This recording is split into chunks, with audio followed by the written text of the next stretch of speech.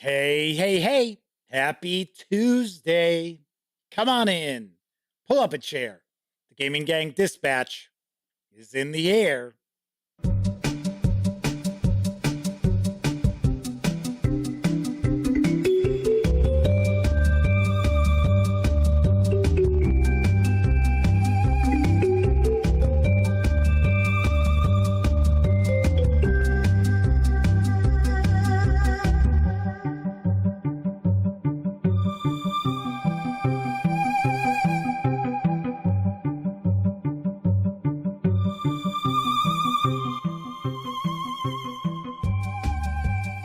Howdy, gang, and welcome once again to the Duct Tape Studios.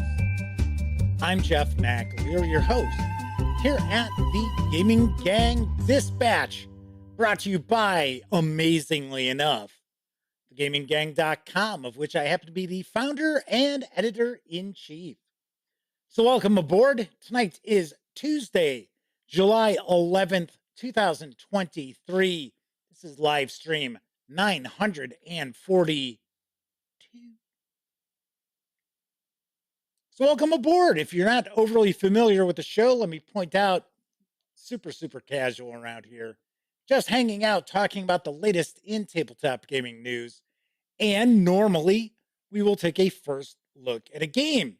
And that is what we're going to be doing tonight, as we're going to dive on in and take a first look and page through Warhammer Fantasy Roleplay Salzenmund, City of Salt and Silver from Cubicle 7 Entertainment. So we are going to be diving on in for a first look in just a bit. I do want to mention, if you're not overly familiar with the show and you're tuning in live because you want to see the page through of Salzenmund, be patient. We tackled the tabletop gaming news first around here. So it's probably going to be about 40 minutes before we get into that page through. So if you're watching live, just put your feet up, relax, enjoy yourself, kick back. Now, if you happen to be watching this 30 minutes or more after the show has ended, well, there will be timestamps. So if you want to jump past the tabletop gaming news, you can. Those timestamps are located in the show notes, and depending on the device you might be watching this on, could be right there in the timeline of the video. So there is that. Of course, when you're not watching videos on the Gaming Gang channel, be sure to visit thegaminggang.com for all latest in tabletop gaming news, reviews, and a whole lot more that you will not find here on the YouTube channel. You know the drill. Get your geek on at thegaminggang.com. Lastly, this is a live show, so that means there is chat available. It's not on screen. It's one of the ways I keep some of the more unusual commenters at bay. And you must be a subscriber to the channel for at least 48 hours before you can take part in chat. Yet another way that I keep some of the more unusual commenters at bay. But if you want to say howdy, maybe you've got a question, a comment, maybe there's something about Salzenmund you want a closer look at. I don't know if that's how it's pronounced. That's just how I'm pronouncing it. Salzenmund! It's good anything else, good as I should say anything else. It's a fictional place. So of course, if it is a fictional place or person, I'm probably going to be mispronouncing it. Anyway, if you want to say howdy, chime in. I'll definitely do my best to respond. So first out the gate in chat tonight is the Motor City Madman. We missed the Madman last week. Must have been on vacation. So good to have the Madman back. He also happens to be one of our chat moderators. Stray Kismet is with us. Oh, there you go. Madman says they were on vacation last week, and they thought they could join in on the fun, but they couldn't. Well, we did miss you. Roger Perdome and Kevin R. Smith are hanging out with us. And I think I just said hi to Stray Kismet. I think. Pretty sure. Don't know. See, I'm cracking up already. What are we, 4 minutes into the stream? I'm already like, what? All right, let's dive on into the tabletop gaming news because the English language edition of Namanji has returned by way of Funforge. And here's what I know about the game. In Naminji, or Namaji, I think it's Namaji, you are fishers from the Japan of yesteryear, navigating south of the Japanese archipelago, a few kilometers from the famous Tokaido Road. You will need to have a fruitful day at sea to win the game. To do this, you'll have the opportunity to contemplate magnificent marine species, to fish with a line or a net to fill your racks with colorful fish, and haul in your crustacean traps. You can benefit from stops to improve your fishing equipment. You'll also have to contend with the gods of the sea by setting offerings afloat or by fulfilling their wishes that they express during your contemplation with the sacred rocks, for which they will reward you. Namaji features gameplay similar to Tokaido. The action spaces are laid out on the game board in a linear track, with players advancing down this track to take actions.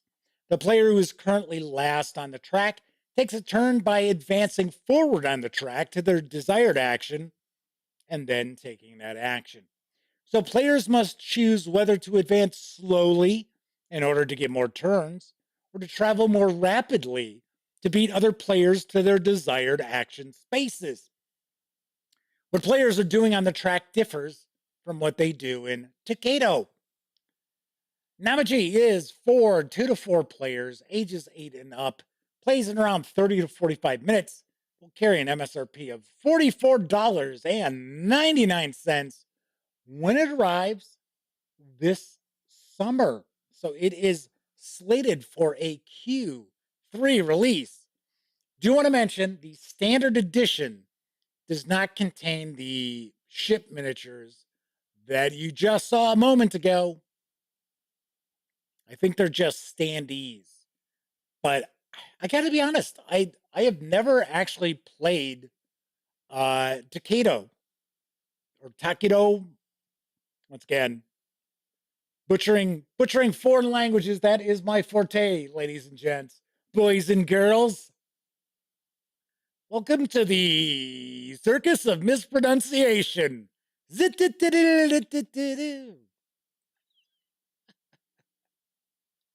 do like the art style of this. So, and Funforge is out of France. So, they are who are releasing this new edition. So, I thought that was a little interesting as well. Moving right along, making its way into stores for Tabletop Tycoon next month is Everdell Far Shore. Here's the scoop. The Forever Sea is calling. The rugged coast north of Everdell Valley is a land brimming with adventure and mystery. Stalwart sailors search for bountiful islands and valuable treasures. Dutiful monks inhabit abbeys and scriptoriums, meticulously translating and illuminating. Hardworking folk gather resources and build their cities in unison with the ever-changing waves of the mighty ocean. Welcome to the new standalone game in the world of Everdell. This is the country of Far Shore. Through each season, you'll be leading a crew of critter workers to build up a prosperous city and to explore the enchanting ocean beyond. You must plan your actions carefully in order to build and to sail, but only by adapting to the winds of change will you succeed. The wind is high, the sun is breaking the horizon. It's time to set sail for adventure. Everdell Far Shore is for 1 to 4 players, ages 10 and up, plays in 40 to 80 minutes. It's going to carry an MSRP of $100 when it arrives in August. So I gotta say, if you follow the gaming gang at all, you know I love Everdell from Starling Games. I will say that there has been a lot of stuff that is released for Everdell as expansions in that. I've only taken a peek at the first 2. but I know there are quite a few. And now we have another standalone game, which is kind of built on the same mechanics. It looks to be, once again, an engine building, tableau building sort of game. And I think it's got a different artist as well. So kind of curious about this, but gotta say, I love me my Everdell.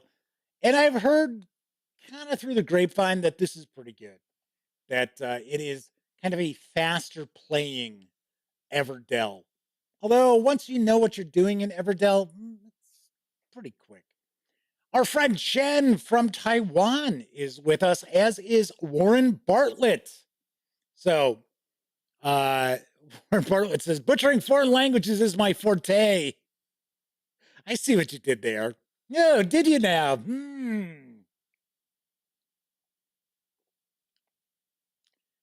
On to the next news piece.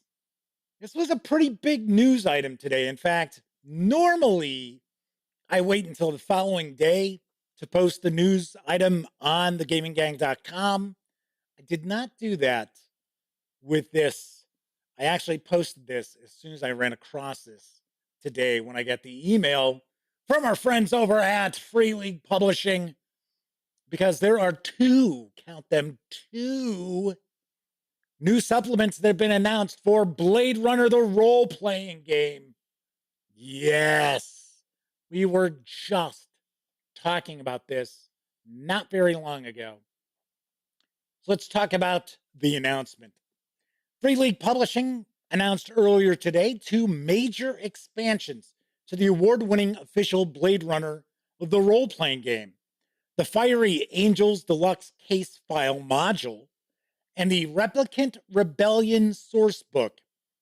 Fiery Angels will be available for early release and pre-order via the official website in the third quarter, so this summer, and it's got a planned Q4 release. So we should see this before the holidays, or I should say winter holidays. While Replicant Rebellion is going to be slated for a release sometime in 2024. So let's talk about Fiery Angels.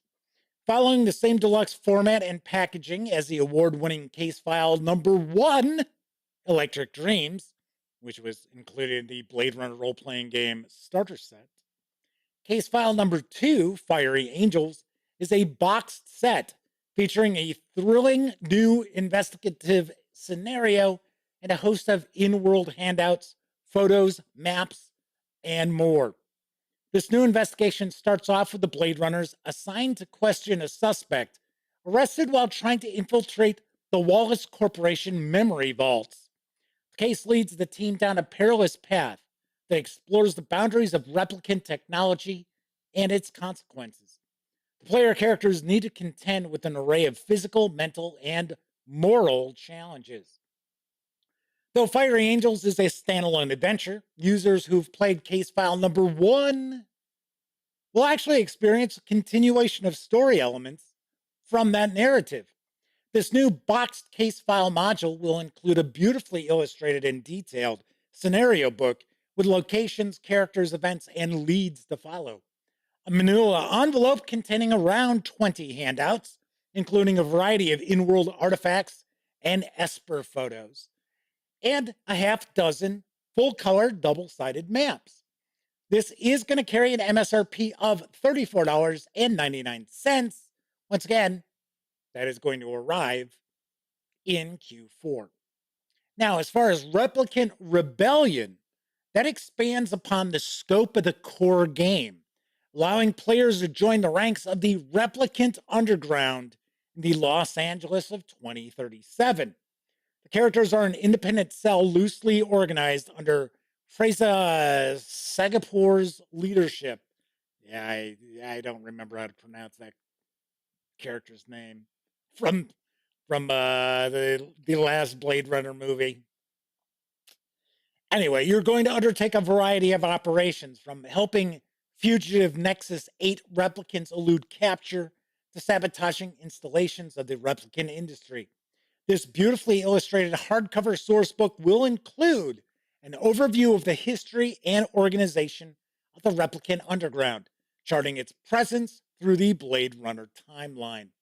Detailed guidelines on how to play a Replicant Underground campaign, including several new player character archetypes, half a dozen complete operations adventures to play for a cell in the Replicant Underground. Gotta be honest, I do not know if this is going to include rules on how to play replicant characters, though. Not sure. This is going to carry an MSRP of $49.99, and you can keep your eyes peeled for Replicant Rebellion sometime next year. Of course, as more details become available, I will be bringing them to you. Flaming Huron has popped on into chat. Good to see him as well. So we've got two of our chat moderators hanging out. Would not be shocked if, I was going to say it wouldn't be shocked if our third chat moderator is lurking, but for some reason, I think she's on vacation. I think she might be on a road trip. Tessie Treggy says, Blade Runner, new supplements, be still my beating heart, new cases. So this is something we were discussing a couple of weeks ago at most in chat, was what was going on with Blade Runner. It's fantastic. I mean, it's really, really well done. And everybody was kind of like, when are we going to see some more content? Well, now you know. So we will have the box set. I got to say, if you're interested in checking out the starter set, I do have a couple of videos. One is a review, the other is the first look, and it is very impressive what's in that starter set. If I remember correctly, I think the starter set carries an MSRP of $39.99, but it has got like some really cool handouts for the player characters. So really nice. Sarah D is lurking and she is home. Took a long weekend trip to Tennessee. Oh man, it's been a while since I was in Tennessee. When I used to deliver RVs around the country, I used to cut through Tennessee a bunch going down to Florida. So, fact, no, I take that back. I was just about to say my buddy game designer Herman Lutman is living in Tennessee. No, he moved to Kentucky.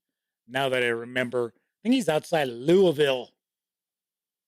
Kathy Evans has joined us in chat too. Good to see you, Kathy. So yes, I'm excited. I am excited. We've got some new Blade Runner goodies, and I'm going to do my best to set up some interviews with the fine folks over at Free League Publishing at Gen Con. So stay tuned for that. All right, moving right along. Following a successful Kickstarter, you can now pre-order the hardcover of Peculiar Discoveries, Magic Items and Companions for 5e from Dreamplot. I've got the skinny. Peculiar Discoveries is a 5e supplement focusing on adorable companions and creative items for both players and dungeon masters to enjoy. With over 200 pages of new content for 5th edition, Peculiar Discoveries brings 320 or more new items and companions designed to bring fun and joy directly to your table. This supplement focuses on creativity and quality content for both players and GMs to enjoy. I find it kind of interesting. Are people who use the open game license not allowed to say DMs? Because recently we've been seeing a lot of sell sheet info from 5e supplements, and they are not saying DMs, they're saying GMs. So I'm kind of curious. Anyway, back to the news piece. Enrich your story and background with strange pets and hundreds of fantastical new themed magic items to discover. Magic items are an important component of Dungeons and Dragons games, and the fine folks over at Dreamplot have created a large range of items sorted by theme. So you can always find the right loot for every situation: demons, undead, elves, or even celestials. All of these items come in a wide range of rarity and powers, from common to legendary, to suit every party's level, from level 1 to level 20. When the time comes to get the loot, you can choose specific items or let the players pick one randomly. Let fate guide your players to find the most prestigious treasures. And, gotta point out, companions are a huge part of the book. Each small companion has minor powers and offers benefits to the party, adding a touch of fantasy and poetry to your stories. They can follow players during their adventures, become colorful NPCs, and much more. Each comes with their own unique quest and will give a bonus to players, but only if they help their new little friend. These creatures can soften the mood in even the gloomiest adventure and provide unexpected friendships to flourish in your games. I mean, come on, who wants to take care of Armand, the dragon fruit? You've been seeing Armand passing by. There he is. This 200 plus page hardcover, I think, or it's 200 pages. I forget. Can be pre ordered for approximately $42.99. Or you can grab just the PDF alone for approximately $18.99 by way of late pledges through Backer Kit. And I just happen to have peculiar discoveries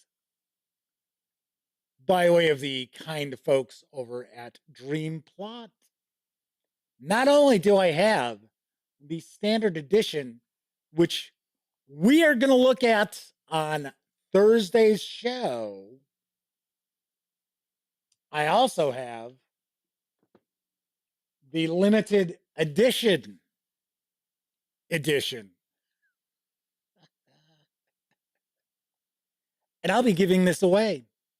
Oh, so you'll have to tune in on Thursday as I tell you how to get into the running. It'll be easy. You know how it works. Probably the usual.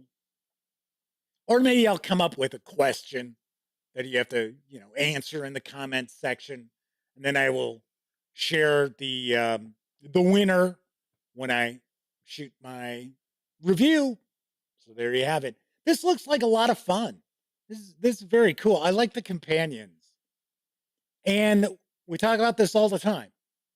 With role-playing games, magic items, books filled with magic items, bestiaries, those kind of books always do really well. And I gotta say, I like the companions. I think the companions are kind of interesting. Should be pretty cool. Kevin says they aren't limited by. Oh, they're not allowed. I'm sorry. I take that back. I'm misreading this. So Kevin says that third-party publishers are not allowed to use DM, which is weird because we see that all the time, though, with third-party content creators saying DM or Dungeon Master. It's just recently I hadn't noticed. I had noticed more of GM. Straight Kismet asks, what else has Dreamplot made? They don't think they've seen them before. I don't think that this is their first release. I really don't. I think they've got some other items out there. I'll be the first to point out, I did not take a deep dive into their website. So Flaming Heron said maybe they're cracking the whip. to make sure those third-party content creators are kept in line. I don't know, maybe. Tessie Trekkie says, shiny limited editions. I'm here for that. Yes. All right, final news piece. Right now, you can grab the quick start for Modiphius Entertainment's upcoming Cohors Cthulhu Roman era role playing. Absolutely free. That's right. The quick start is a free PDF. Here's the lowdown. Mighty warriors of Rome and their barbarian foes join forces to battle nameless horrors from beyond space and time. Why is everybody saying space and time now? It used to always be time and space. And now it seems since Doctor Who kind of switched it up, everybody says that. Space and time. Cohors Cthulhu is set in the same universe as the Achtung Cthulhu 2D20 tabletop role-playing game. This time, introducing adventurers to an era of daring gladiators, valiant centurions, and brave Germanic heroes. You're fighting a hidden war on the fringes of the Roman Empire. Far up on the northern border, Romans and Germanic tribes clash in the dark and forbidding forests that cover these lands. Soon, however, you'll have to band together to stem the invading forces of an insidious cult and its swarm of abhorrent creatures from the deep cosmos. Cohors Cthulhu puts you on the front lines of the known world in the 2nd century, using fire, steel, and ancient technology to fight eldritch horrors. You'll arrive in the troubled Roman frontier town of Lurium, the archival, I should say, I guess it's misspelled, our typical walled fort that sits on the border between civilization and the mysterious, foreboding lands. Smoky taverns filled with dangerous vagabonds swirl with gossip and whispers of terrifying creatures, strange ruins, and haunted forests. Barbaric Germanic tribesmen prowl the thick woodland, but are they the only thing the Romans should be worried about? This quick start guide has everything you need to plunge into this world and experience its struggles firsthand, featuring an abridged summary of its 2D20 system rules and 6 pre-generated PC characters ready to experience the included adventure. Far from the eternal city, deep in the forests of a hostile frontier, unravel the mystery of a village overcome by nightmares its people are forced to reenact on the waking world. Without the support of a Roman column cast into a strange land, will you survive with your sanity intact? Only those with strength, cunning, I've got a cunning plan, me lord, and ambition dare enter the woods to confront this rude awakening. That must be the title of the introductory adventure. This 80-page PDF introduction to Cohors Cthulhu includes a 6-page setting primer, 17 pages of quick start rules, a 33-page adventure. That is like, wow, that is, as far as a quick start adventure, that's a good size adventure. And last but not least, 6 pre-generated characters. As I mentioned, right now you can score this 80-page PDF of the Cohors Cthulhu Quick Start Guide absolutely free over at DriveThruRPG. I will be interested in checking this out. I wonder if Modiphius is going to do a starter set for this. I wouldn't be shocked because I think Modiphius Entertainment is starting to lean heavier into starter sets than they have in the past. Because really, what do we have? The Fallout role-playing game starter set? Was that about it? I don't recall. I don't think there's a Star Trek Adventures starter set. I know there's the tricorder case, but it's not a starter set. It's got the full rule book, although it's kind of like a pocket size. But love the artwork. This looks really, really interesting. And I got to be honest, and I will have my reviews of Achtung Cthulhu, both the player's guide and the game master's guide, shortly because I finished reading them and I like them. Don't get me wrong. Kevin actually did written reviews. I think for both books, if I remember correctly.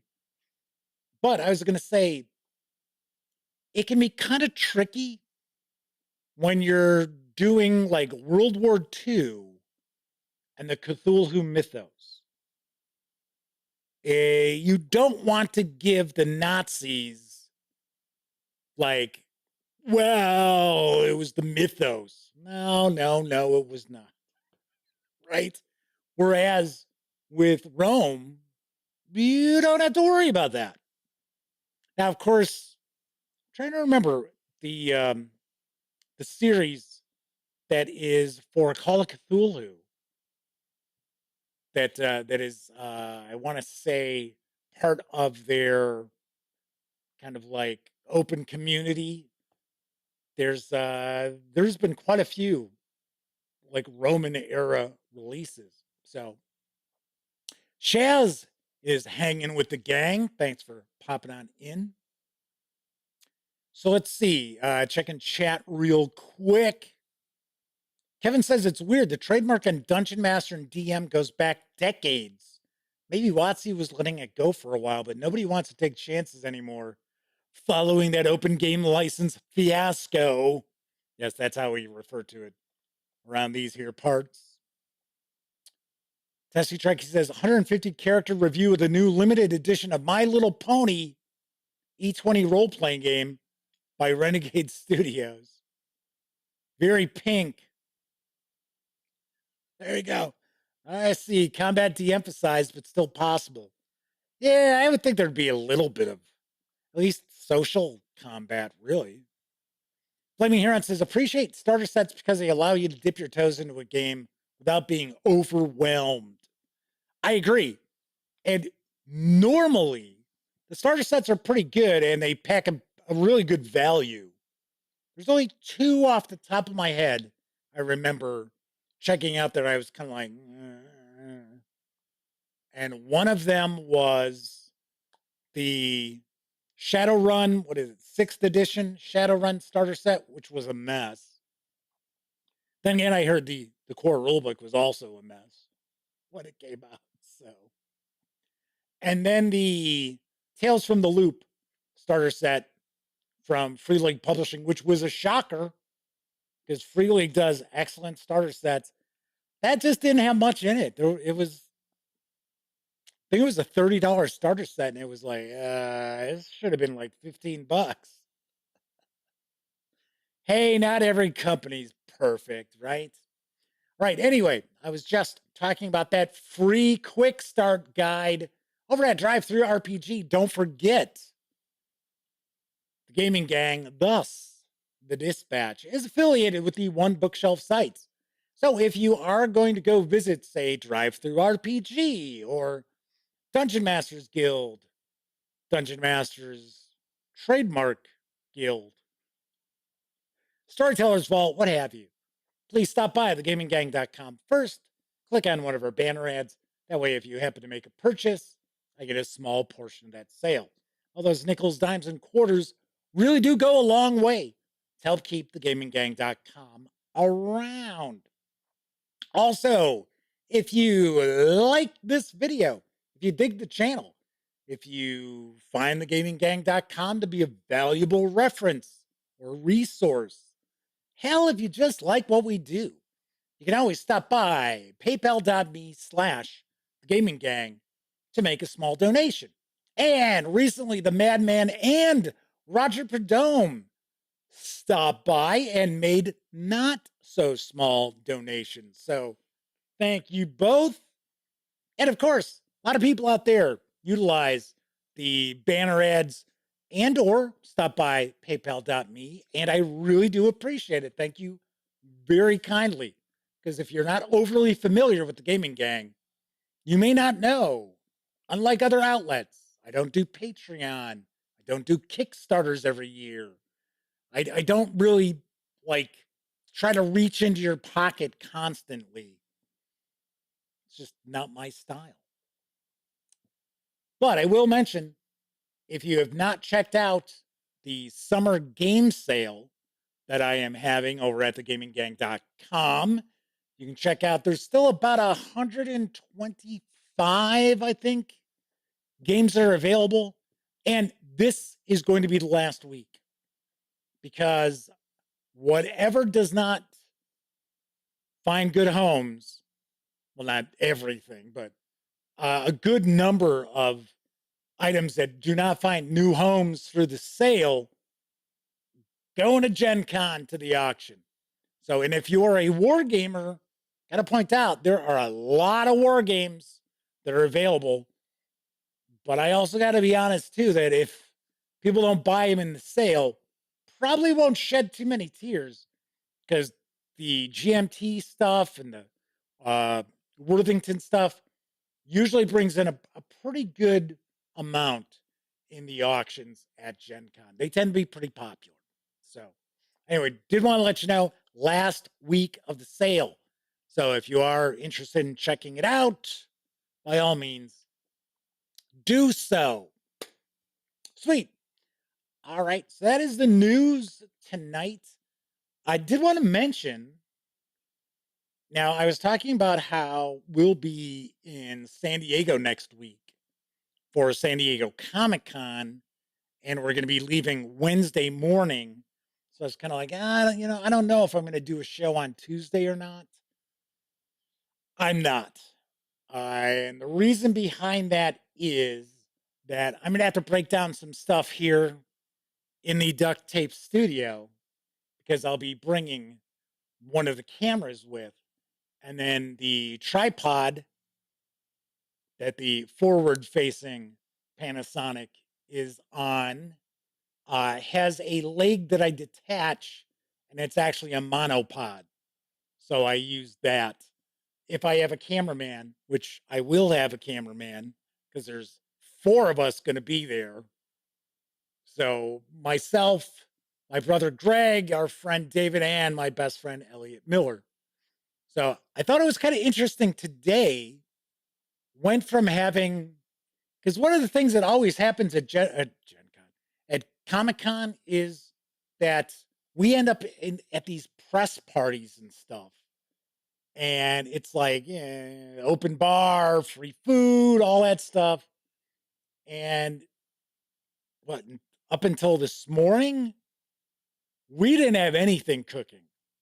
And I was like, man, I think I had reserved for one thing, and it was for me and a guest. So I wasn't even going to get all 4 of us in, which the reality is it's asking a bit to have all 4 of us. But it happens. It happens a lot. Well, now after today, it's like every night except Wednesday, we've got something.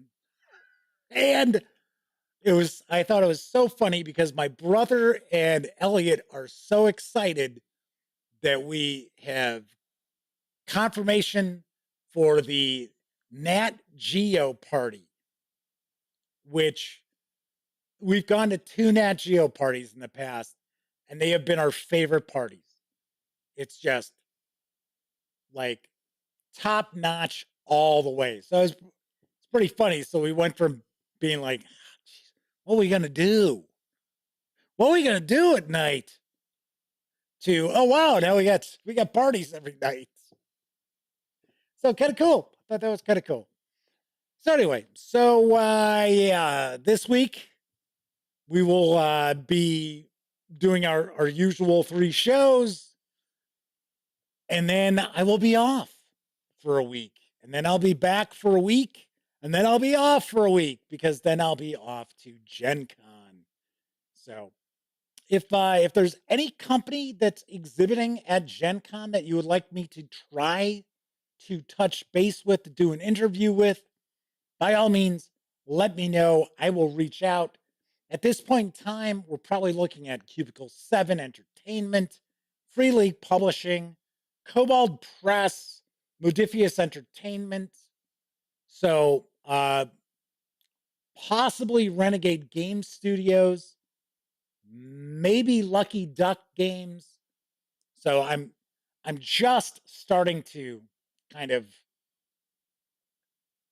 I haven't scheduled anything because it's still a little too far out, but I am like reaching out to get stuff set up. So just so you know, like I said, if there is a company that's exhibiting at Gen Con you would like to learn more about, have me do an interview with somebody from, be sure to comment in the comment section. So Kevin says they'll be running games for an obscure indie outlet called Nerd Burger Games. In the open gaming area, no doubt. I remember, I think it was, if memory serves, I think it was Ape Games last year wanted me to stop by. They wanted to talk to me about some game that actually sounded pretty interesting, but they didn't have a booth and they were like demoing in the open gaming area. I couldn't find them. I was like, okay. Flaming Aaron says, I think you hit all the people I usually want to see, Jeff. Not literally hit them, of course. Sweet. All right. So that's enough random musings for tonight. I'm going to be diving on into Warhammer Fantasy Roleplay Salzenmund, City of Salt and Silver from Cubicle 7 Entertainment in just a few minutes. But first, I think it's time for a brief intermission. It's intermission time, folks. Time out for a delicious snack in our sparkling refreshment building. Every item a fresh, appetizing taste treat. Boys, bring your ghoul friend. Gals, line up your boy fiend. Everyone bring plenty of company, because you'll shiver, you'll shudder, you'll cringe in terror when you see our screaming Mimi show. It's horrific. So heart-stopping, we're almost afraid to let you see it. However, we have seatbelts for cowards. If a vampire asks for blood, just say, you gay. I've got 5 aces. Can you beat that? I've got a can of Wilkins coffee. Nothing beats Wilkins.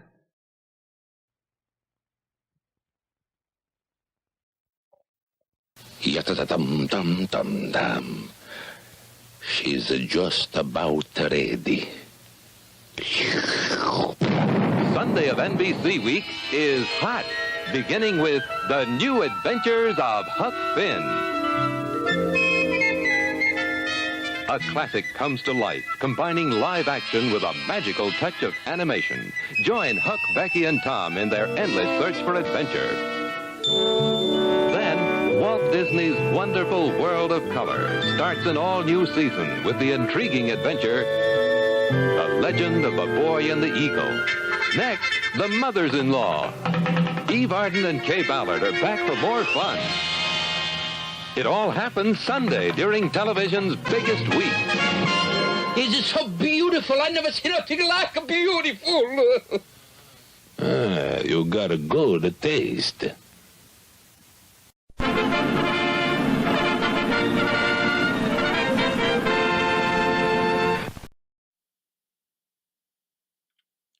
Wilkins is a stone cold killer. I gotta admit, that is probably the most cold-hearted of all the Wilkins coffee commercials that I'm aware of. Really is. Poor Wilkins just having a smoke. Doesn't want any coffee, man.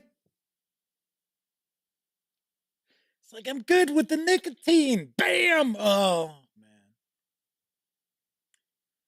So I shared that NBC. Well, it's not considered a snipe. It's too long for being a snipe. So, coming attraction, I guess we'll say. That aired about a little more than a month before I was born. So, and it's funny, they show the new adventures of Huck Finn. Obviously, I wouldn't remember that. I only remember those from the Banana Splits. So, those of you out there in chat who remember the Banana Splits will probably remember how they would do the Huck Finn. It actually turned out they were like episodes from NBC that they trimmed down into like little 10, 15-minute segments. It was like, what? Shaz says Wonkins kind of deserved it for running his mouth to begin with.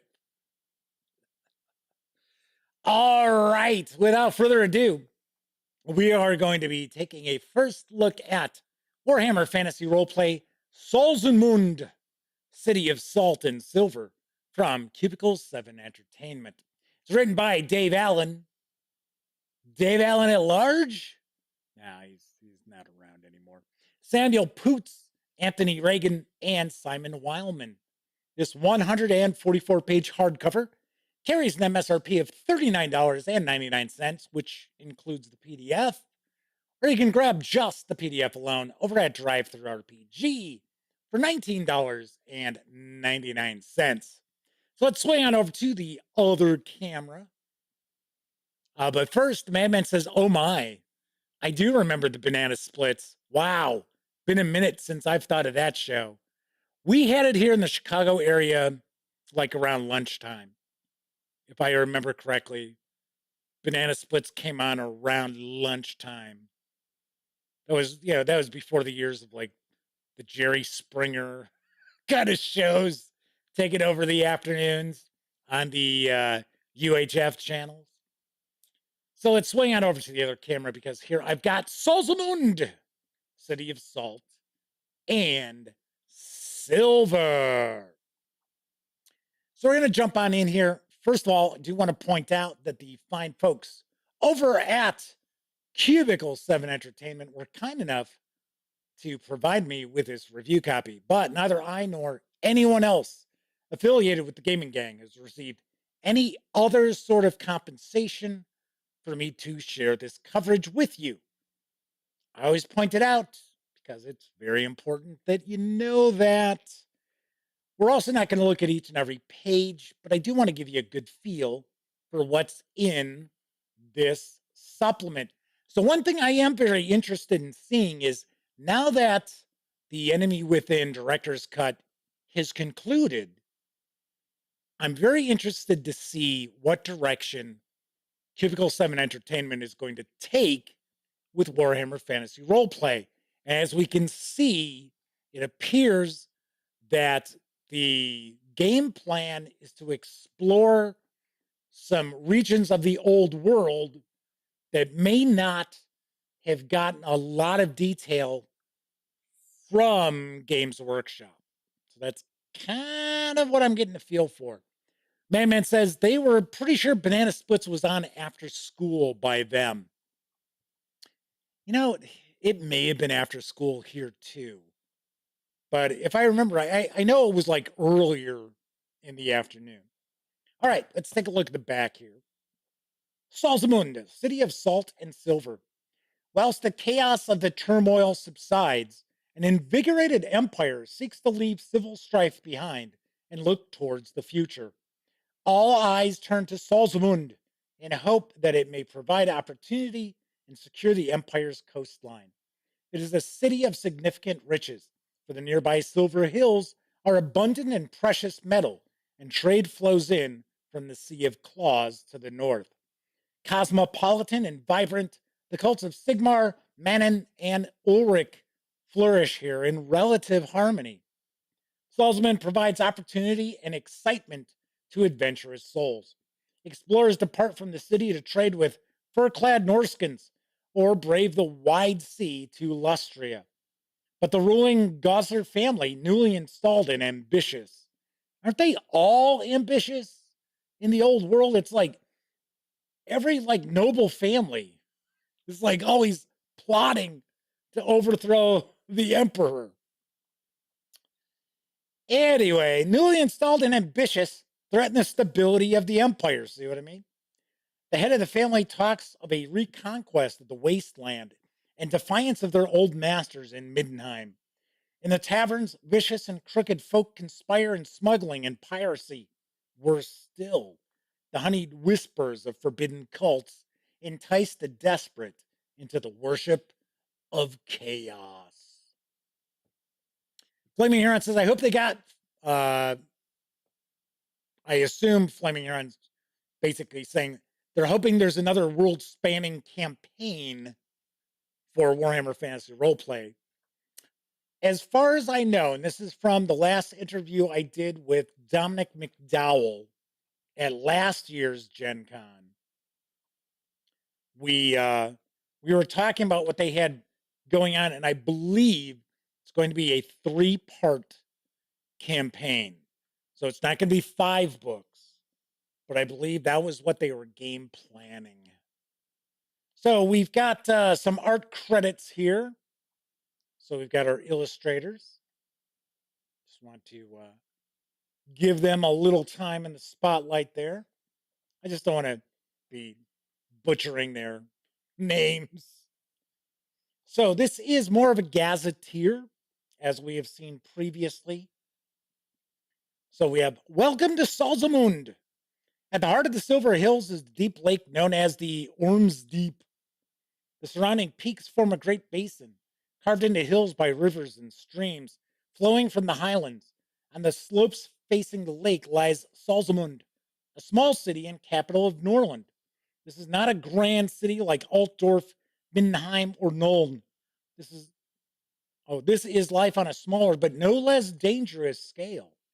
Salzman sits on the periphery of the empire, with the vast expanse of the oceans to the north and the mysterious domain of the Aenir in the west. All right, so we get a history.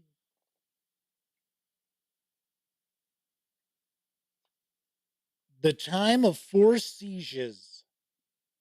Years between 2121 IC and 2184 IC are known as the time of 4 sieges.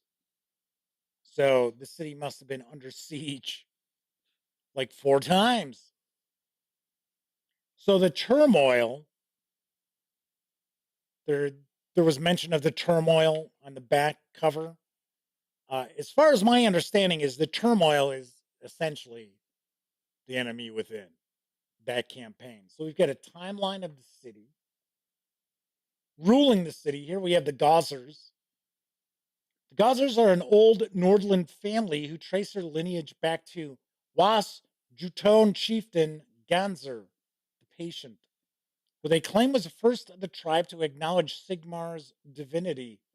They are descended from sovereign Countess Eleanor Gauser, one of the city's most beloved historical figures. Eleanor, or Eleanor, oversaw the construction of the Cathedral of Manan, or Manon. Once again, now it's a fictional deity I'm mispronouncing. Established the Knights of the North Star, defended Salzemund from the Count of Westerland in 1700 IC, and signed a pact of alliance with the Aenir, who I believe are the elves, if I remember correctly. All right, so we get some important NPCs. So there's the ruler, the elector count. Yeah, one aspect of Warhammer Fantasy Roleplay that just never seems to change is the nobles are shitheels. It's pretty much how I would present them. The vast majority of them.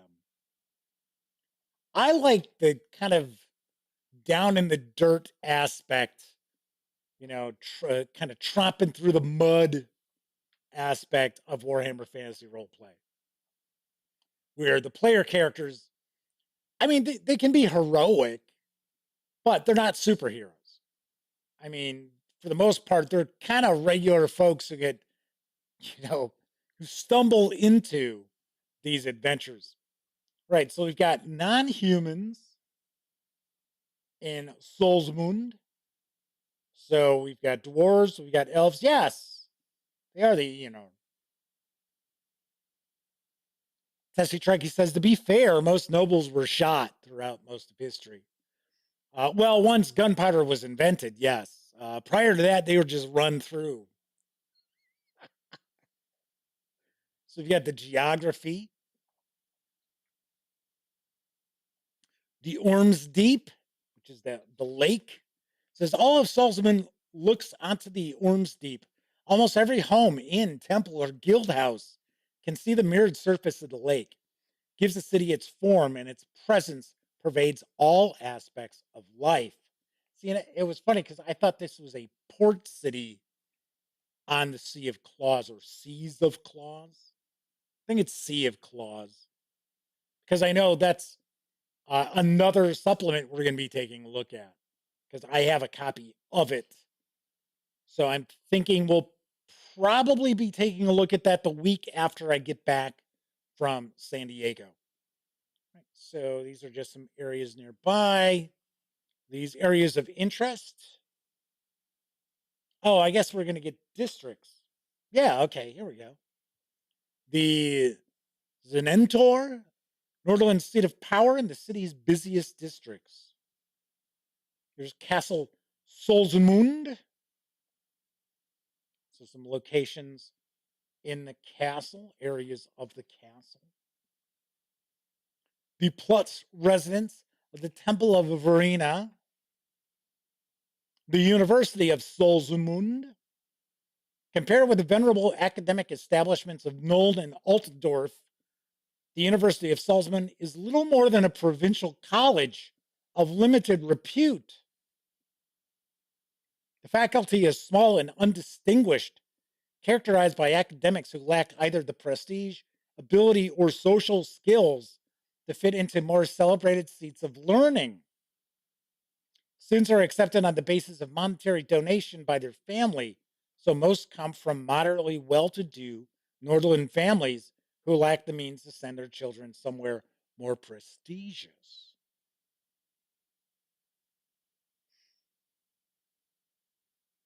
So it looks like we've got a hostess. So the Temple of Shalia, there's one of the NPCs. That is another aspect of Warhammer Fantasy Roleplay that I think stands out, at least from the adventures that I've had an opportunity to share reviews of. The NPCs are usually unique. They're interesting NPCs. They really are. Now, having said that, on occasion, the folks over at Cubicle 7 Entertainment uh, fall a little too much in love with the NPCs and overwhelm the game master with a lot of NPCs in an adventure. That was one of the things I had to kind of ding the finale of The Enemy Within, Empire in Ruins, is because there were just too damn many NPCs.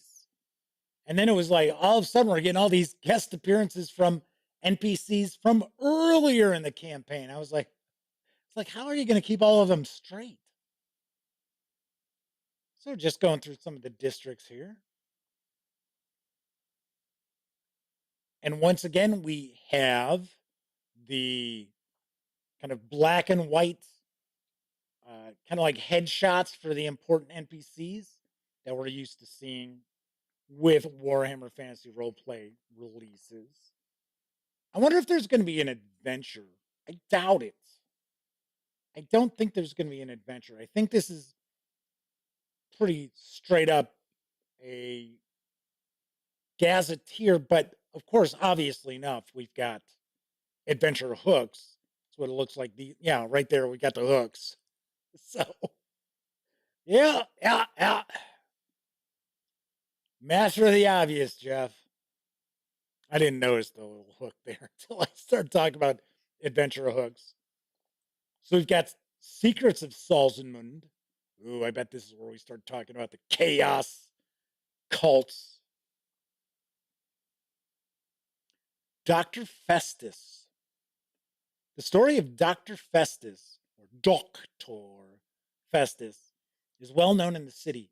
He was a popular, generous physician known for self sacrifice in the name of healing, a favored son of Salzmund.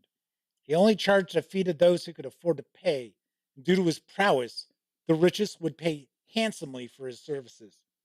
With his wealth, he founded several hospices across Nordland, the Salzmund Hospice among them. All right, so there's got to be something bad. No, I guess not. I guess he roams the empire and beyond, seeking new diseases and experimenting on people as he goes. I guess it's thought that he disappeared, but he didn't. I guess he just travels the empire. Okay. The Grand Barony of Nordland. Nordland is the empire's northernmost province and the most important stretch of coastline in the land. It is a remote region and sparsely populated, where a desolate shoreline contrasts with rolling highlands and deep woodland. And we're going to get some settlements that are nearby.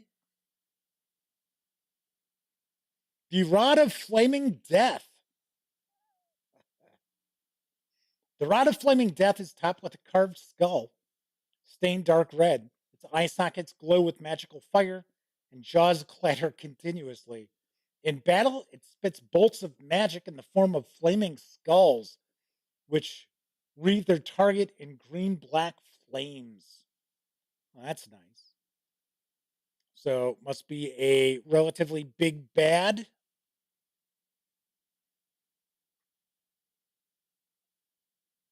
Dieter Helschnicht, the Doom Lord of Middenheim. So, giving some info about him. And then we're getting some tables about the various different settlements. Spites of the Lorelorn. Those traveling Norland's woods are warned not to follow the elf lights. The dead lights. These colorful wisps glow with, remember we were just talking about willow wisps last week? They're back.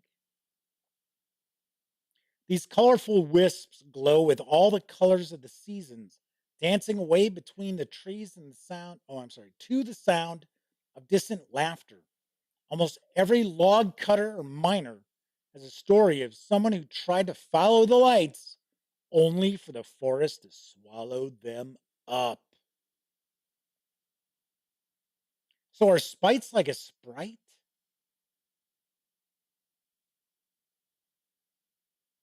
I think so. I think that's what they are. I think these spites are in essence the Fleming Heron says Festus the Leech Lord.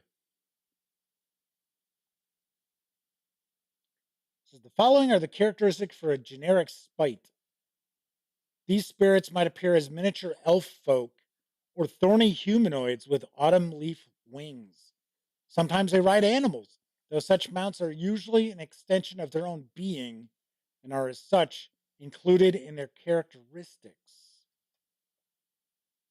Are we going to see any art? Guess not.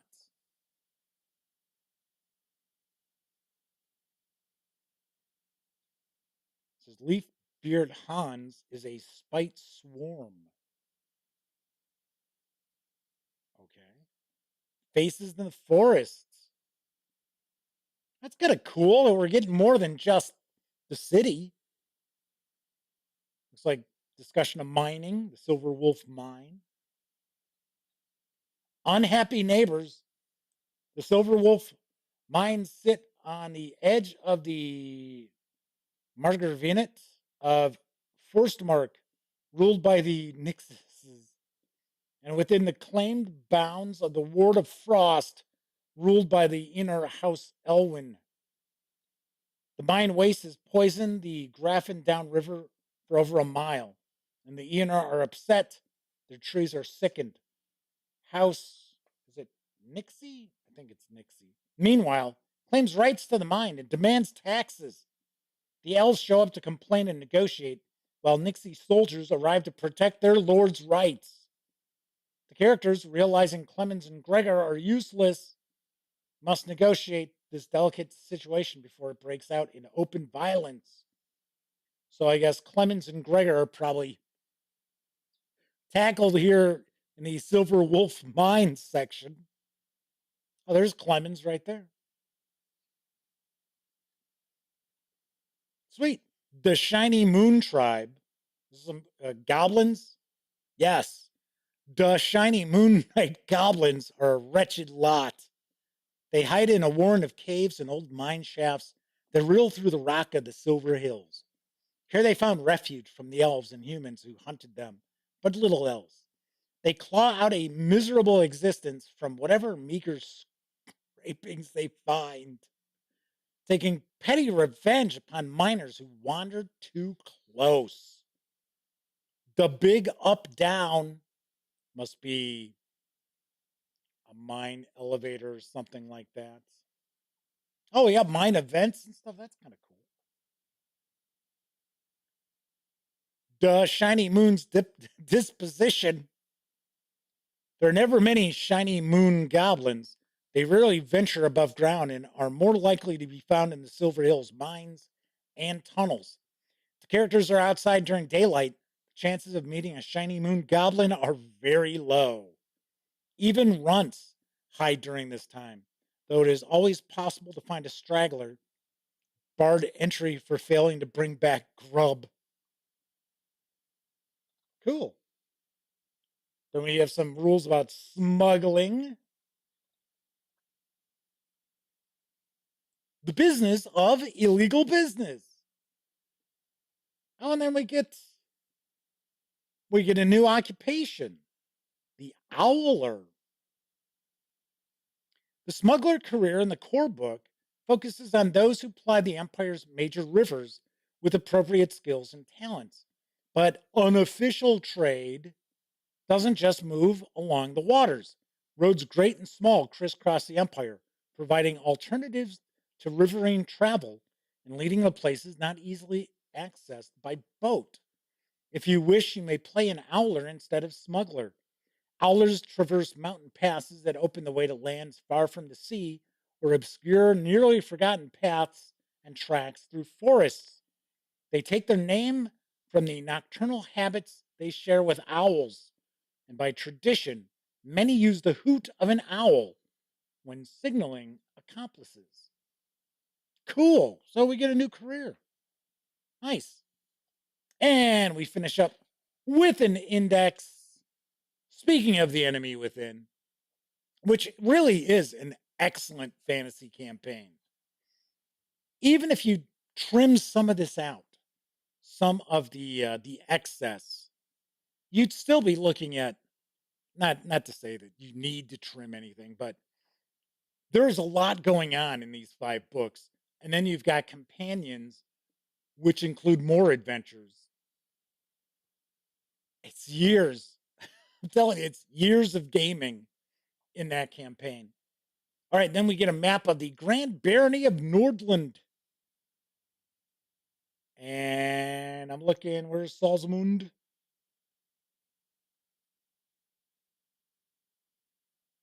I don't know. So I guess, I don't know. I don't see it, so it might be up in here. It's not, I mean, the type is really small. So Flaming Heron says, just a question for chat, just thinking about goblins. Do people do a lot of different voices for those who run their own games? I always do, but then eventually I need a break for a bit. I do. Flaming Heron says they found out they learned more from the Total War Warhammer titles, which I have. I don't have the third, I'll be honest. But yeah, I definitely dig those. So that's how they learned a lot about Warhammer, a lot more than they ever knew. But as far as goblin voices, yeah, I do. I tend to do voices for the, creatures, NPCs, stuff like that. Anyway, this is Salzenmund, City of Salt and Silver for Warhammer Fantasy Roleplay. It is available now. This 144-page hardcover carries an MSRP of $39.99. You can get the PDF if you order from Cubicle 7 Entertainment or an affiliated brick and mortar store, or if you want just the PDF alone. You can grab that over at DriveThruRPG for $19.99. So, of course, I will be reviewing Salzenmund, City of Salt and Silver, in the very near future. So, yes, I always do goblin voices. I tend to channel the goblins from Pathfinder because I like the character design for their goblins. So the old like D&D goblins, like AD&D goblins,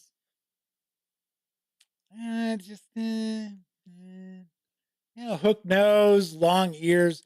It's like I think same kind of look for the Warhammer Fantasy Roleplay setting. I like the goblins from Pathfinder. There's just something about it I like. Hey!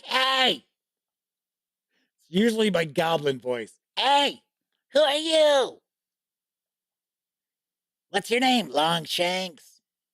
Yeah, that's kind of but I'm with Flaming Heron. You can only do so much with the voices and then you're like, okay. I'm not going to destroy my voice. Just doing some, doing some voices. All right. So that is it for tonight's show. For the rest of the week, on tomorrow's show, it's going to be another War Game Wednesday. We are going to take a look at The British Way from GMT Games. This is another in the Coin series, and this has 4 small-scale coin games. So we are going to be taking a look at this tomorrow, and pretty hefty box, I must say. Then again, it's essentially got 4 games in it, so I would expect it to be a pretty hefty box. Then on Thursday, we're going to be taking a look at Peculiar Discoveries from Dreamplot. Had a news piece earlier about it. This is a 5e magic items book and companion book. So we'll be diving on in. And of course, tune in on Thursday, so I'll tell you how you can get into the running to win the limited edition copy of the book. So sweet. You may have missed out over the weekend. I did share a first look at Dune Adventures in the Imperium, Masters of Dune, as well as a first look at Elf King the Immortal, role-playing game from Lucid Eye Publications. So yes, and of course, Dune is from Modiphius Entertainment. Flaming Heron says, like Jeff said, it's all about my voice. I put myself into my characterizations. You have to. You've got to. As a player, I don't expect that. I don't expect players to speak in character and things like that. And I don't always like sit there and like go through like the entire dialogue with an NPC. A lot of times I'll just start it off with a conversation and then kind of, go from there. Quantum Phase, Dragon, and Coco B are hanging out with us. Coco B says, I do voices, but I imitate people I know or have heard before. Does that dragon sound like Sean Connery? Elliot does a really good Sean Connery. Just like I was told, and this actually works, if you would like to try to do it like a Michael Caine impersonation, like Michael Caine saying his name, say it as my cocaine. As in, my cocaine. It's like, okay. And then people do it, and they're like, my cocaine. It's like, oh, yeah, okay, that's kind of close. It does kind of sound like Michael Caine. Sweet. All righty. So, as I mentioned, that's it for this time out. If you like the video, by all means, please give it a quick thumbs up. Subscribe to the Gaming Gang channel if you haven't already. And if you do subscribe, don't forget, ding that bell, because it'll not only let you know when the Dispatch streams live, almost said Monday, Tuesday, Wednesday, and Thursday evenings at 7 p.m. Central right here on YouTube. I'll also inform you when I upload other videos, such as my first look at Elf King, the immortal role-playing game from Lucid Eye Publications. I will be back tomorrow, so I hope you will join me. If you are watching live, thank you very much. If you watched live and took part in chat, tip of the cap. Because not only are you keeping me company, you're keeping each other company as I sit there mispronouncing all these fictional people, places, and things. So I definitely appreciate that. But of course, I know not everyone gets an opportunity to watch this live. Doesn't matter if you're watching live or on Memorex. Thank you very much for checking out any of the videos here on the Gaming Gang channel. Of course, when you're not watching videos on the Gaming Gang channel, don't forget, visit thegaminggang.com for all latest in tabletop gaming news, reviews, and a whole lot more you will not find here on the YouTube channel. You know the drill. Get your geek on at thegaminggang.com. Everybody enjoy the rest of your morning, afternoon, evening, whatever time of day it is in your neck of the woods. Hope to see you tomorrow. And of course, I always hope you do enjoy plenty of great gaming. Your gang.